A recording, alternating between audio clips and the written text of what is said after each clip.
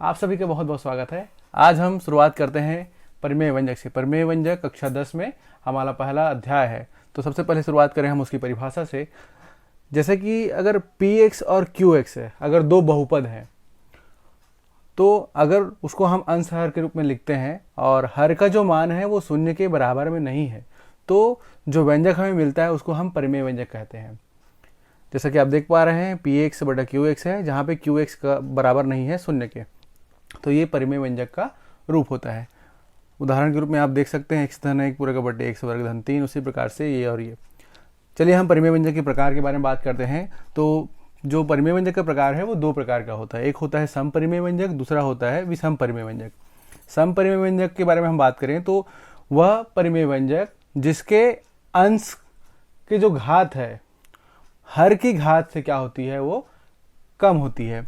तो जैसे कि आप देख पा रहे हैं x धन 1 पूरे का बटे x वर्ग धन 3, इसमें जो ये वाला जो बहुपद है उसकी घात 1 है, यहाँ पे जो हर है उसकी घात 2 है। चूंकि अंश की घात हर की घात से छोटी है, इसलिए यह जो व्यंजक है, परिमेय व्यंजक है, वो है समपरिमेय व्यंजक। उसी प्रकार से हम अगर विषम परिमेय व्यंजक की बात करें तो ऐसा परिमेय व्यंजक जिसके अंश के जो बहुपद है उसकी घात हर के जो बहुपद है उसके घात से अधिक हो या उसके बराबर हो, तो वह जो व्यंजक है परिमेय व्यंजक विषम परिमेय व्यंजक कहलाता है। उदाहरण के रूप में अगर देखें तो देख सकते हैं, यहाँ पे देखिए x की घात 3 y की घात 3 पूरे का बटे x धन y। तो इसमें अंश का जो बहुपद है ना, तो उसमें उसका जो घात है अधिकतम घात 3 है और हर में अधिकतम घात क्या है, 1 है। तो ये जो परिमेय व्यंजक होगा वो विषम परिमेय व्यंजक होगा। और उसी प्रकार यहाँ पे देखिए अंश और हर में दोनों में ही जो बहुपद है उसके जो घात है वो क्या है, 1 है, तो वह दोनों समान है। तो उस स्थिति में क्या होगा, ये परिमेय व्यंजक जो है विषम परिमेय व्यंजक कहलाता है। तो ये तो रही परिमेय व्यंजक के प्रकार की बात। एक अन्य परिमेय व्यंजक का रूप होता है जिसको हम इस रूप में लिख सकते हैं। जहाँ पे आप देख पा रहे हैं यह जो रूप है वो पूर्णांक व्यंजक है और ये जो है ये क्या है, परिमेय व्यंजक का फॉर्म है। तो दोनों का जो मिश्रित रूप होता है वो मिश्रित परिमेय व्यंजक कहलाता है। चलिए अब हम जो है प्रश्नावली की ओर चलते हैं। अब चलिए हम शुरू करते हैं प्रश्नावली 1.1। प्रश्न हमारा किस प्रकार से देखिए, निम्नलिखित परिमेय व्यंजकों को सरल पदों में व्यक्त कीजिए। तो सरल पदों में व्यक्त कीजिए उसमें दिया गया है। तो आप जिस प्रकार से देख रहे हैं परिमेय व्यंजक का रूप है, इसमें हल करने का तरीका ये है कि आपको अंश और हर को क्या करना लेना है, उसका गुणनखंड ले लेना है और गुणनखंड के बाद में अंश और हर में जो भी समान होगा उसको आपको काट देना है और जो बचेगा वो आपका न्यूनतम पदों में उसको व्यक्त करना है। तो वही आपका उत्तर होता है। तो जैसे आप अंश को देख पा रहे होंगे तो आप लोगों ने वर्ग समीकरण हल करने का जो तरीका है वो देखा होगा, तो उसी प्रकार से आप इसको हल करेंगे। तो हाँ, लेकिन अंतर क्या है यहाँ पे देखेंगे। जैसे कि आप लोगों ने वर्ग समीकरण का जो मानक रूप है वो देखा है कि x वर्ग धन bx धन c बराबर 0 है। तो यहाँ पे जो हमारा जो रूप है वो इस फॉर्म में दिख रहा है, लेफ्ट हैंड साइड में जो देख रहे हैं। तो यहाँ पे देख पा रहे हैं कि x वर्ग जो है उसका गुणांक क्या है, यहाँ पे कुछ नहीं है। तो यहाँ पे चूँकि a है तो a तुलना कर देंगे तो a की जगह में कुछ नहीं, मतलब 1 मिल लेते हैं हम।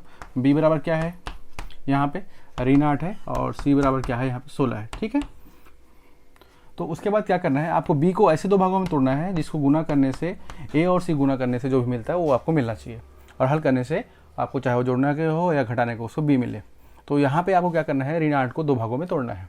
तो a और c गुना करने से क्या हो रहा है, देखिए a और c गुना कर देंगे तो कितना आ जाएगा, 16 और 1 गुना किया तो 16 हो गया। ठीक है, तो b का मान क्या है, ऋण 8 है, तो उसको दो भागों में तोड़ना है जिसको गुना करने से हमको 16 मिले। तो देखिए यहाँ पे क्या कर सकते हैं, b को हम दो भागों में तोड़ेंगे तो 4 में तोड़ेंगे तो 16 हुआ, लेकिन चूंकि ये ऋण है वो भी आना चाहिए, तो उसको हम ऋण 4x और ऋण 4x करेंगे। तो क्या कि दोनों से गुना करेंगे तो भी हमको क्या मिलेगा, तो गुणांक में 16 है और चूंकि यहाँ पे क्या है x का पद है तो वो भी हमको मिल जाएगा। तो यहाँ पे वैसे ही करना पड़ेगा। तो चलिए देखते हैं। सबसे पहले क्या करेंगे, आपको मध्य पद को तोड़ लेना है। तो मध्य पद को तोड़ेंगे क्या होगा, उसको 4x और 4x करके कर लिए और ये जो है 16 उसको लिख लीजिए। अब यहाँ पे जो नीचे वाला जो पद दिया है उसको हम क्या करेंगे, 16 को हम 4 का वर्ग लिख सकते हैं। ठीक है, अब इस प्रकार से जब लिखेंगे तो यहाँ पे आपको कॉमन ले लेना है, जो चीज़ कॉमन निकलेगा तो उसको चलिए कॉमन लेते हैं। तो x यहाँ से कॉमन निकल रहा है, देख सकते हैं दोनों में है, तो इससे x बचा और यहाँ से x कॉमन निकल चुका है तो 4 बचा। ठीक है, और यहाँ से देखिए इन दोनों से कितना ले सकते हैं हम, ऋण 4 कॉमन ले लेंगे। तो यहाँ से ऋण 4 कॉमन हुआ तो क्या बचा, x बचा, ऋण 4 यहाँ से निकल चुका है तो उसका गुना करने से कितना मिल जाएगा हमको, ये 4। ठीक है, तो ऋण 4 यहाँ से मिला। तो इस प्रकार से ये है। अब यहाँ पे जो देख रहे हैं आप, हर को अब हल करेंगे, तो हल को हर करेंगे तो ये जो रूप है आप लोगों ने देखा होगा, एक सूत्र ए वर्ग ऋण बी वर्ग, तो इसी रूप में दिख रहा है जहाँ पे ए बराबर 1 है, बी बराबर 4 है। तो इसको हल करने से क्या आता है, ए धन बी और ए ऋण बी का रूप आपको मिलता है। ठीक है, तो उसी रूप में आपको तोड़ देना है। तो उसको हम किस रूप लिख सकते हैं, 1 से धन 4 और 1 से ऋण 4। अब हम अंश में देख रहे हैं, अंश में उभयनिष्ठ क्या है, कॉमन क्या है, तो 1 से ऋण 4 हमारा कॉमन है, तो 1 से ऋण 4 को कॉमन ले लेंगे। उसके बाद जो बचेगा उसको हम अगले कोष्टक में लिखेंगे। तो 1 से ऋण 4 1 से ऋण 4 है, उसको कॉमन लिए, तो क्या बचा, इसका गुणांक x, इसका गुणांक ऋण 4, उसको लिख लिए। और हर में क्या है, 1 से धन 4 और 1 से ऋण 4। अब देखिए अंश और हर में जो कॉमन है उसको काट देते हैं, और जो काट दिया उसके बाद जो बचा है वो आपका न्यूनतम पद है। तो 1 से ऋण 4 और बटे 1 से धन 4 आपका इसका क्या हो जाएगा, न्यूनतम पद हो जाएगा, जो कि आपका उत्तर होगा। ठीक है, दूसरा प्रश्न हल करते हैं। दूसरा प्रश्न आप देख पा रहे हैं, x वर्ग ऋण 2x धन 1 पूरे का बटे 2x वर्ग ऋण 2। तो हल करने का वही तरीका है कि पहले क्या कर लेना है, इसका गुणनखंड ले लेना है, और गुणनखंड लेने के बाद आंसर हर में जो भी मान होगा उसको हम काट देंगे, और जो बचेगा उसको न्यूनतम पदों में व्यक्त करना है, वही हमारा उत्तर होगा। चलिए शुरू करें। तो यहाँ पे क्या हो रहा है देख सकते हैं। तो इसको हम पहले तो मध्य पद को दो भागों में तोड़ लेते हैं। तो इसको हम किस रूप में लिख सकते हैं, ऋण x, ठीक है, धन 1 पूरे का बटे, देखिए यहाँ से 2 कॉमन ले सकते हैं, 2 कॉमन लिए तो क्या बचा, x वर्ग ऋण 2 कॉमन लिया है तो 1 बच गया। ठीक है, अब यहाँ से देखिए, इसमें अब फिर हम 2 का जोड़ी बना देते हैं। यहाँ से दोनों से क्या कॉमन निकल रहा है, ये x वर्ग है ऋण 1 से, तो x कॉमन निकल रहा है, तो क्या बचा, इससे x बचा, यहाँ से ऋण x कॉमन निकल चुका है तो 1 उसका गुणांक बच गया।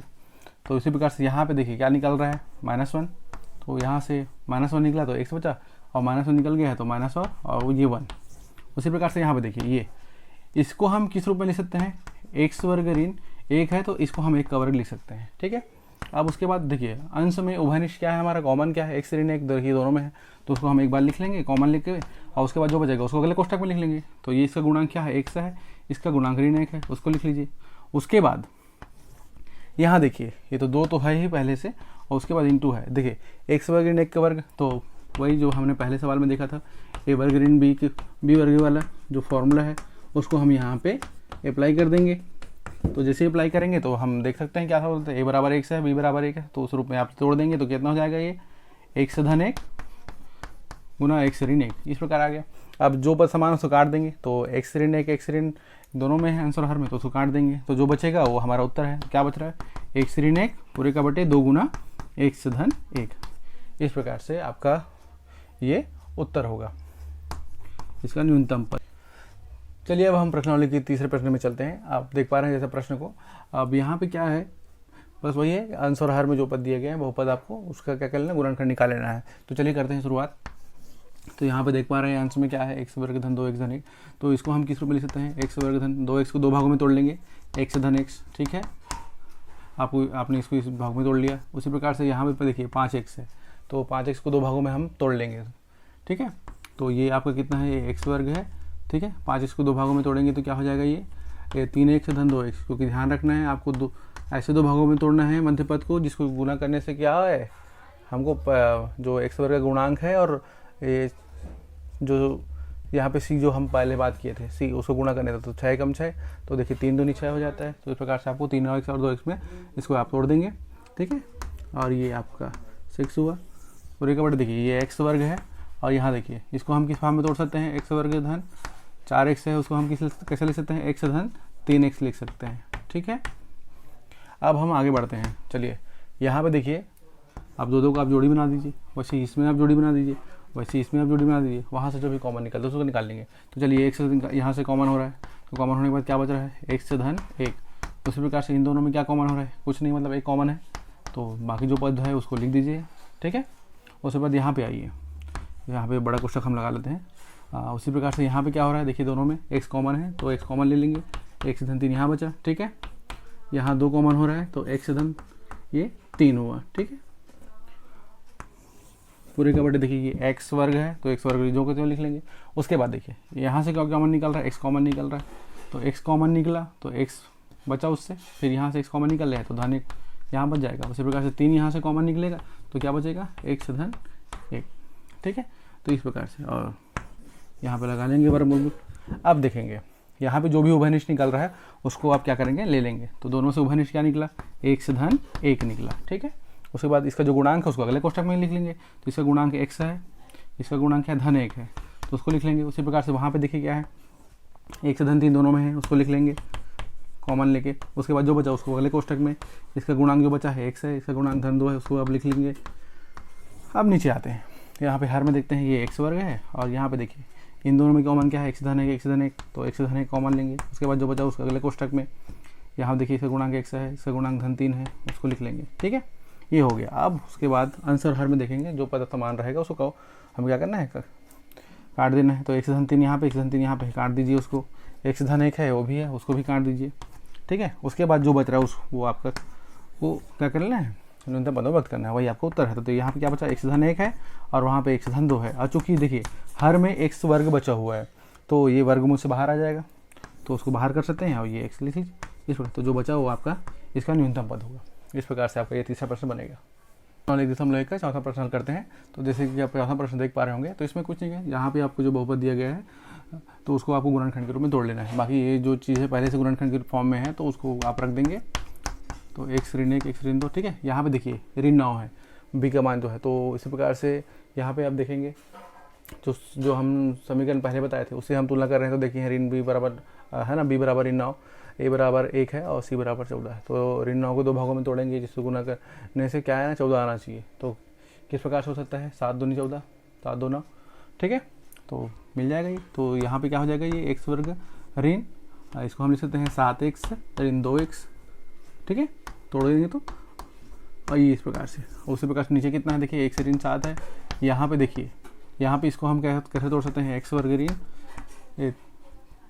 ऋण 3 को आपको क्या करना है, तोड़ लेना है। तो किस प्रकार से हम तोड़ सकते हैं, ऋण 1 ऋण 2x, इसको लिख सकते हैं। दोनों हल करने से आ जाएगा और दोनों गुना भी करेंगे तो आपको क्या मिल जाएगा, 2 एकम 2 आपको मिल जाएगा। ए और सी वाला जो बताया था b बराबर ए सी करके, तो उस प्रकार से। अब यहाँ पे क्या करेंगे, देखिए ये तो पहले से है, उसको आप कुछ नहीं करेंगे, जो कहते हो लिख देंगे। अब यहाँ पे क्या करेंगे, दो का समूह बना लेंगे। तो यहाँ से क्या कॉमन निकल रहा है, x कॉमन निकल रहा है, तो x कॉमन निकला तो यहाँ क्या बचा, x ऋण 7।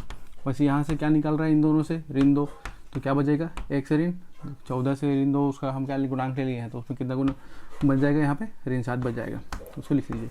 उसी प्रकार से नीचे देखते हैं x ऋण 7 यहाँ पे है। अब यहाँ पे देखिए फिर यहाँ पे भी दो ग्रुप बना लीजिए, दो ग्रुप बनाएंगे तो x कॉमन यहाँ से निकाला है, तो क्या बचा, x ऋण 1, यहाँ से ऋण 2 कॉमन निकलेगा, तो x ऋण 1 यहाँ बच जाएगा। अब क्रमशः हम क्या कर लेंगे, उनसे उभयनिष्ठ लेते हुए, कॉमन लेते हुए लिख लेंगे। तो x ऋण 7 देखिए दोनों में दिख रहा है अंश में, तो x ऋण 7 यहाँ ले लिए। तो यहाँ से क्या बचा, उसका गुणांक बचा, उसको अगले कोष्टक में लिखेंगे। इसका गुणांक x है, इसका गुणांक ऋण 2 है, उसको लिख लेंगे। उसके बाद हर में आते हैं, चलिए हर में x ऋण 7 पहले से है, उसको लिख लेंगे। उसके बाद देखिए यहाँ से क्या निकल रहा है, x ऋण 1 दोनों में उभयनिष्ठ निकल रहा है, उसको निकाल लेंगे। उसके बाद देखिए इसका गुणांक क्या बचा, उसको अगले कोष्टक में लिख लेंगे, ठीक है। ऋण 2 यहाँ पे, अब जो कॉमन दिख रहा है आंसर में उसको काट देंगे। तो देखिए x ऋण 7 यहाँ पे कहीं पे है, क्या x ऋण 7 यहाँ पे है, ठीक है, काट देंगे उसको। उसके बाद x ऋण 1 है, और है क्या है, x ऋण 1 है, ठीक है, x ऋण 2 है, तो x ऋण 2 है यहाँ पे, उसको भी। तो क्या बचा हमारा, x ऋण 2 बच रहा है। तो ये आपका इसका न्यूनतम पद होगा। इसमें क्या करेंगे, इसको हम इससे गुणनखंड निकालेंगे, इससे गुणनखंड निकालेंगे। उसके बाद जो भी पद समान होगा उसको हम काटेंगे और उसके बाद न्यूनतम पद निकालेंगे। तो चलिए x ऋण 3 को जो तो लिखते हैं। यहाँ पे आप देख पा रहे होंगे ऋण 5x, यहाँ पे मध्य पद है, तो b का मान ऋण 5 है, जो समीकरण बताया था उसके हिसाब से। तो यहाँ पे क्या करेंगे, इसको किस भाग में तोड़ सकते हैं हम, x वर्ग ऋण, इसको तोड़ सकते हैं ऋण 4x ऋण x, ठीक है। उसी प्रकार से इसको लिख लेंगे। यहाँ पे देखिए ये x ऋण 1 है, तो यहाँ पे भी देखिए ये जो पद है उसको हम 2 भागों में तोड़ेंगे। तो 2 भाग में तोड़ेंगे, कैसे तोड़ सकते हैं, तो इसको हम लिख सकते हैं ऋण 3x और धन x, ठीक है। दोनों को हल करने से ये मिल जाएगा, ठीक है। और इस प्रकार से आप आगे हल करेंगे। तो यहाँ पे देखिए x ऋण 3 है, आप दो का आप समूह बना लीजिए, यहाँ से ये इसका, यहाँ से जो कॉमन निकाला उसको निकाल लेंगे। तो देखिए यहाँ से कॉमन क्या है, x है, क्या बचा, इसका भी गुणांक 1 से बचा, इसका गुणांक क्या बचा, ऋण 4 बचा, उसको ले लेंगे। यहाँ पे क्या है, ऋण 1 यहाँ से कॉमन हो जाएगा, तो क्या बचा, x और ऋण 4, ठीक है। अगला जो है वो क्या है, उसको देखते हैं। हर में देखते हैं x ऋण 1 है, अब यहाँ पे x कॉमन हो रहा है, तो क्या बचा, x ऋण 3 यहाँ से बच रहा है। यहाँ देखिए कुछ कॉमन नहीं, मतलब एक कॉमन ले सकते हैं, x ऋण 3 यहाँ बचा। उसके बाद अब इन दोनों में जो भी आपको कॉमन दिख रहा है उसको आप लिख लेंगे, फिर गुणांक को अगले कोष्टक में कर लेंगे। तो देखिए यहाँ से x ऋण 4 निकल रहा है, तो x ऋण 4 को एक कोष्टक में लिखेंगे, अगले कोष्टक में उनके गुणांकों को लिखना है। चलिए x है, ये ऋण 1 इसका है, ठीक है। उसी प्रकार से यहाँ पे देखेंगे ये x ऋण 1 है, कॉमन क्या निकल रहा है इसमें, x ऋण 3 कॉमन निकल रहा है, क्या बच रहा है यहाँ पे, x धन 1, ठीक है। अब उसके बाद जो पद समान दिख रहा है उसको काट देंगे। यहाँ देखिए x ऋण 3 x ऋण 3 कॉमन है, उसको काटें x ऋण 1 x ऋण 1, ठीक है। तो क्या बच रहा है x ऋण 4 पूरे का बटे x धन 1, ये आपका क्या है न्यूनतम पद, यानी यही आपका आंसर है। चलिए अब हम छठवां प्रश्न हल करते हैं। छठवां प्रश्न हम क्या करेंगे, इस ये तो वो गुणनखंड फॉर्म में है, इसको कुछ नहीं करेंगे, इनको जो है हम गुणनखंड निकाल लेना है। तो चलिए सबसे पहले हम हल करते हैं। तो इसको हम किस रूप में लिख सकते हैं, यहाँ देखिए यहाँ ऋण 1 है, उसको हम 2 भागों में तोड़ेंगे, कैसे आ जाएगा देखिए। तो इसको हम ऋण 9x धन 8x कर सकते हैं, ठीक है। अब यहाँ देखिए x ऋण 9 है, तो ये यहाँ पे क्या हो जाएगा, देखिए यहाँ पे क्या कर सकते हैं, इसको ऋण धन 2x ऋण x, इस फॉर्म में हम इसको लिख सकते हैं, और ये ऋण 2, ठीक है। अब हम चलते हैं आगे, जो भी कॉमन निकलेगा उसके लिए हम क्या कर लेंगे, सबसे पहले तो 2 का समूह बना लेंगे। तो ये और ये और ये, तो यहाँ पे क्या कॉमन निकल रहा है, देखिए x कॉमन निकल रहा है, क्या बच रहा है x ऋण 9, ठीक है। उसी प्रकार से यहाँ पे देख सकते हैं 8 कॉमन निकल रहा है, तो x बचा, और चूँकि 8 गुणांक उसको बाहर निकल गया है, तो कितना बच रहा है वहाँ से 9, 8 72, ठीक है। अब हम हर में चलते हैं, x ऋण 9 है, तो यहाँ पे देख सकते हैं यहाँ का कॉमन निकल रहा है, इन दोनों से x कॉमन निकल रहा है, तो क्या बचा, इससे x बचा, इससे धन 2, यहाँ से ऋण 1 कॉमन निकला, तो यहाँ से x धन 2, ठीक है। अब हम क्या करेंगे, जितना उभयनिष्ठ निकल रहा होगा, कॉमन निकल रहा होगा, उसको ले लेंगे। चलिए देखते हैं यहाँ दोनों से क्या कॉमन निकल रहा है, x ऋण 9 कॉमन निकल रहा है, तो x ऋण 9 कॉमन निकला, तो अगला जो है कोष्टक में आ जाएगा, इसका गुणांक जो है x इसका गुणांक है, इसका गुणांक धन 8 है, उसको लिख लेंगे। अब यहाँ देखेंगे x ऋण 9 है, देखिए इसमें क्या उभयनिष्ठ निकल रहा है, x धन 2 उभयनिष्ठ निकल रहा है, उसको लिख लीजिए। उसके बाद जो है उसके गुणांक को अगले कोष्टक में लिख लेंगे। देखिए ये x है, ये क्या है ऋण 1 है। अब जो पद समान है उसको काट देंगे आंसर हर में, x ऋण 1 देखिए यहाँ पे भी है, दोनों कट जाएगा, x ऋण 9 है, देखिए x ऋण 9 यहाँ पे भी है, x धन 2 है, तो क्या बचा हमारे पास x धन 8, यही आपका उभयनिष्ठ क्या होगा, x धन 8 आपका क्या होगा, इसका न्यूनतम पद होगा, और ये आपका। चलिए अब हम अंतिम प्रश्न हल करते हैं। प्रश्न आप देख पा रहे हैं इस प्रकार से, पहले इसको हल करेंगे, इसको फिर इसको, उसी प्रकार से इसको क्रमशः हल करेंगे, ठीक है। तो चलिए शुरुआत करते हैं। तो देखिए यहाँ पे एलसीएम क्या हो जाएगा, एक्स वाई है, तो यहाँ कितना हो जाएगा, ये x square minus y square, ठीक है।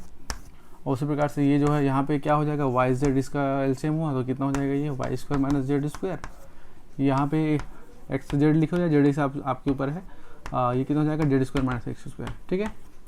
अब पूरे का बटे है, तो इसको हम इस प्रकार से लिख लेते हैं पूरे का बटे को, और यहाँ पे देखिए कितना हो जाएगा, देखिए एक्स स्क्वायर वाई स्क्वायर, इसका क्या हो जाएगा, कॉमन हो जाएगा, तो यहाँ पे क्या बचेगा, y square minus x square. उसी प्रकार से यहाँ पे क्या हो जाएगा, वाई स्क्वायर जेड स्क्वायर, इसका एलसीएम हो जाएगा, तो ये हो जाएगा z square minus y square. उसी प्रकार से ये कितना है, तो ये हो जाएगा आपका जेड स्क्वायर तो एक्स स्क्वायर, और यहाँ पे अंश हो जाएगा x square minus z square, ठीक है।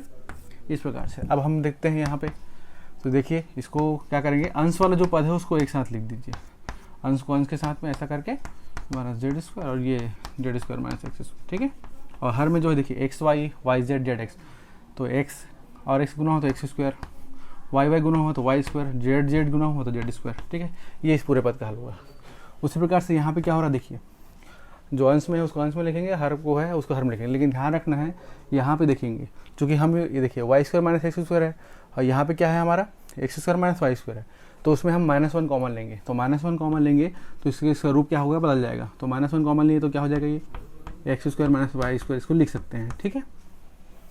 उसी प्रकार से यहाँ पे -1 कॉमन लेंगे, तो इसको हम किस प्रकार से लिख सकते हैं, y square minus z square, हम अंश को ले रहे हैं अभी।